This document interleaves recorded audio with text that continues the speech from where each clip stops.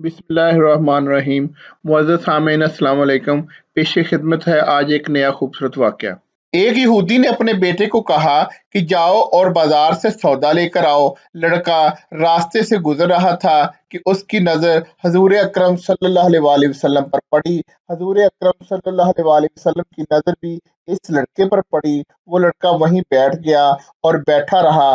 काफी देर हो गई। यहूदी कभी अंदर जाता और कभी बाहर आता।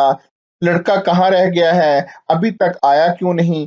सूरज गरूब हो गया, मगरिब की नमाज हो गई। शाम को लड़का घर आया तो बाप ने पूछा, अरे नादान, इतनी देर क्यों लगा दी। इसका बाप बड़े गुस्से में था और कहने लगा, तू बड़ा नादान और पागल है। मैंने तो तुमको कहा था कि तुम जल्दी आना और तुमने आने में इतनी देर कर दी। और ये बताओ, तुम्हें सौदा लेने भेजा था और तू खाली हाथ वापस आ गया। सौदा कहाँ है? बेटा बोला, अब्बा जान, सौदा मैं खरीद चुका हूँ। बाप ने कहा, क्या पागल आदमी हो, मैंने तुझे सौदा लेने भेजा था और तू खाली हाथ आ गया और तू कहता है कि सौदा मैं खरीद चुका हूँ। बता, अगर तू सौदा खरीद चुका है तो कहाँ है?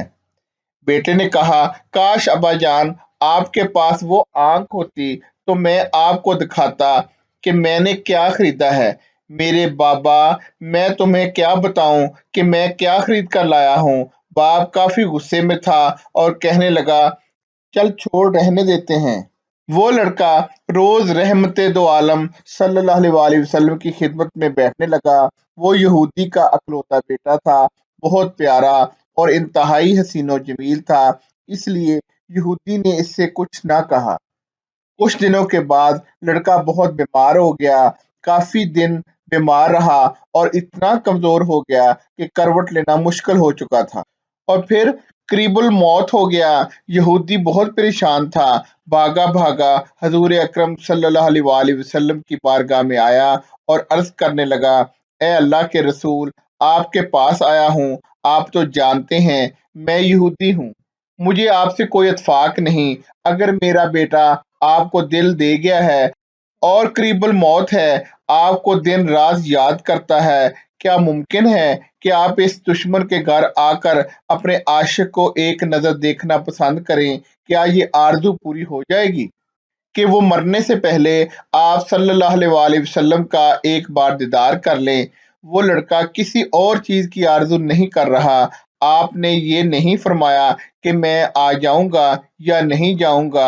आप सल्लल्लाहु अलैहि वसल्लम ने हजरत अबू बकर सिद्दीक रजी अल्लाह ताला अन्हा और हजरत उम्र फारूक और हजरत उस्मान गनी रजी अल्लाह ताला अन्हा और हजरत अली रजी अल्लाह ताला अन्हा से कहने लगे, चलो चलें। बाकी भी जो सब थे कहने लगे, चलो आपके आशिक का दीदार हम भी तो कर लें, अपना दीदार उसे दे देते हैं। आखिरी लम्हा है, आंखें बंद करने से पहले हम उसे कुछ देना चाहते हैं। चलो चलते हैं। यहूदी के घर पहुंचे तो लड़के की आंखें बंद थीं। हजूर अकरम सल्लल्लाहु अलैहि वसल्लम का सरापा करम ही करम। लड़के की पेशानी पर आप सल्लल्लाहु अलैहि वसल्लम ने अपना दस्ते अक़दस रखा। लड़के की आंखें खुल गईं, जैसे जिंदगी लौट आई हो, जैसे जिस्म में ताकत आ गई हो। नातवानी जाती रही, जवानी आ गई, आंखें खोली, रुखे मुस्तफ़ा सल्लल्लाहु अलैहि वसल्लम पर नजर पड़ी। हल्की सी चेहरे पर मुस्कुराहट आई और लब खुल गए, मुस्कुराहट फैल गई। हजूर अकरम सल्लल्लाहु अलैहि वसल्लम ने फरमाया, बस अब कलमा पढ़ लो। लड़का अपने बाप का मुंह तकने लगा। यहूदी बोला, मेरा मुंह क्या तकता है? अबू अल कासम मोहम्मद इब्ने अब्दुल्ला जो कहते हैं कर लो। लड़का बोला, या रसूलल्लाह सल्लल्लाहु अलैहि वसल्लम, मेरे पास तो कुछ भी नहीं। आप सल्लल्लाहु अलैहि वसल्लम ने फरमाया, बस तू कलमा पढ़ लो, मैं जानूं और जन्नत जाने। तुम मेरे हो जाओ, जन्नत भी तो मेरी है, जन्नत में लेकर जाना मेरा काम है। लड़के ने कलमा पढ़ा। जब इसके मुंह से निकला मोहम्मद रसूलुल्लाह, इसकी रूह बाहर निकल गई। कलमा कानों के अंदर चला गया, आंखें बंद हुई, लब खामोश हो गए। इस लड़के का बाप यहूदी बोला, मोहम्मद सल्लल्लाहु अलैहि वसल्लम, मैं और आप दोनों मुखालिफ हैं, इसलिए ये लड़का अब मेरा नहीं रहा। اب یہ اسلام کی مقدس امانت ہے، کاشان نبوت صلی اللہ علیہ وآلہ وسلم سے اس کا جنازہ اٹھے تب ہی اس کی عزت ہے، اس لیے اس کو لے جاؤ۔ پھر آپ صلی اللہ علیہ وآلہ وسلم نے صحابہ کرام سے فرمایا، چلو کندھا دو، سب اٹھاؤ اسے۔